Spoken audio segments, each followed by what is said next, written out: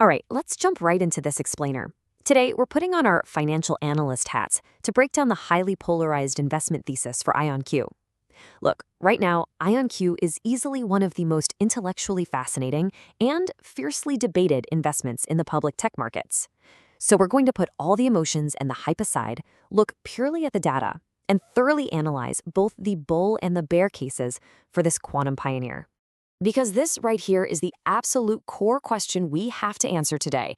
It is the central debate that's completely dividing Wall Street.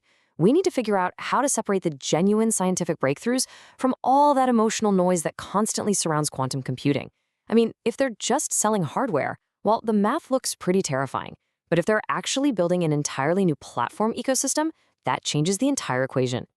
So here is our game plan to unpack this dilemma. First, the quantum paradox. Second, hardware versus platform. Third, the bull case. Fourth, the bear case. Fifth, key metrics. And finally, number 6, portfolio sizing. Okay, let's kick things off with section 1, the quantum valuation paradox. So IonQ just delivered a massive, and I mean massive, earnings blowout. They are officially the very first public quantum company to cross $100 million in GAAP revenue. They actually posted a staggering 429% year-over-year revenue growth in Q4 of 2025 alone, completely crushing street estimates. Going from basically zero to $130 million in just 5 years, that is undeniable, explosive growth.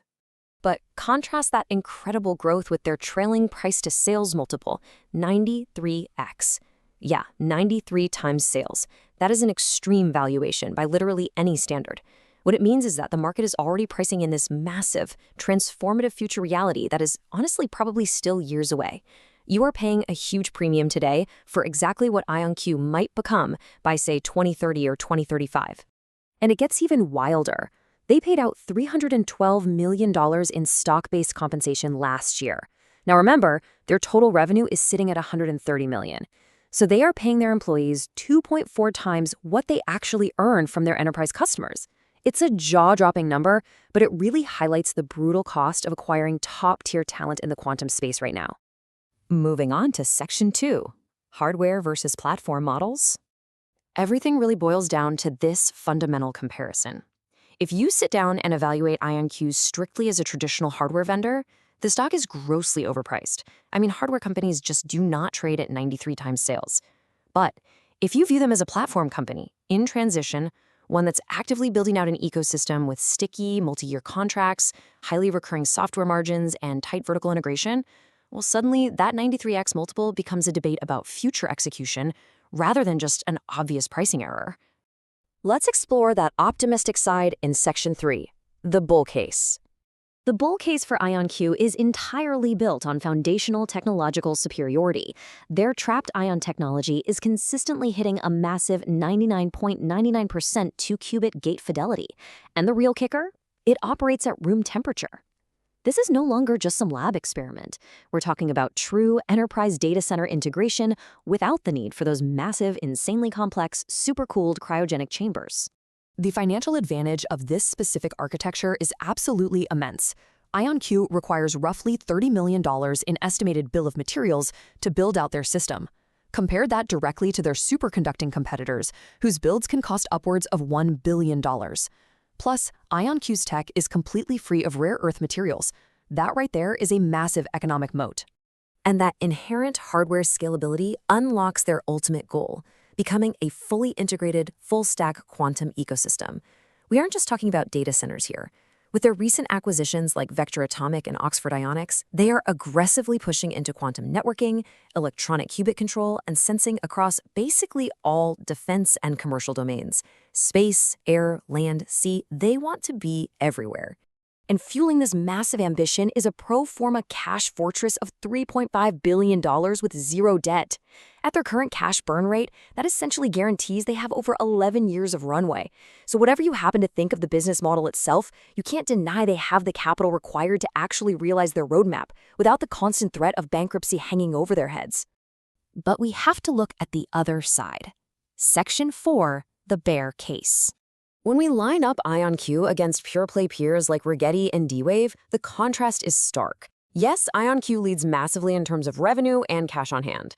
But take a look at the short interest. It has doubled to over 24%. That is a massive signal of heavy institutional doubt. Millions of shares are actively betting against them, meaning a huge chunk of the market believes this valuation is simply unsustainable. The compound risk here is severe, and it forms what we call a composite bear case. First off, the stock is literally priced for absolute perfection. Second, their major commercial timelines are still 2 to 5 years out. And let's be real, tech roadmaps inevitably slip. Third, they face massive M&A integration hurdles. They've bought 9 companies in just 13 months, including a massive $1.8 billion deal for Skywater. Throw in currently unproven negative 22% gross margins and a very concerning $335 million in coordinated insider selling by the founder and CEO. That is a heavy, heavy burden of proof for the bulls. So how do we track this? Section 5, key metrics to track. The most crucial takeaway here is that you need to completely ignore the daily price volatility, the retail hype cycles, and the random analyst upgrades. Just block it out. Focus strictly on the financial validation of their platform economics. What does that mean? It means watching for their 200,000 qubit functional testing in 2028. It means watching for a clear transition to positive gross margins over consecutive quarters. And most importantly, look for multi-year sovereign contract renewals. Finally, let's talk strategy. Section 6, sizing your quantum portfolio. If you apply the Kelly criterion to your portfolio sizing here, you have to maintain incredibly strict discipline. You must size this position smaller than your actual conviction suggests. Why? Because a 50 to 70% drawdown is entirely possible here, even if the company executes its roadmap flawlessly, simply because the broader market might arbitrarily reprice its future expectations. You size it smaller not because you lack conviction, but to make sure you actually survive the variance. Ultimately, IonQ is one of the most intellectually fascinating investments available right now. It's the ultimate high-conviction, high-variance play. But the true test isn't just about whether their specific trapped ion technology ends up winning the quantum race. The real question you have to ask yourself as an analyst is, do you have the psychological endurance and the correct portfolio structure to actually wait out the turbulent cash-burning years ahead?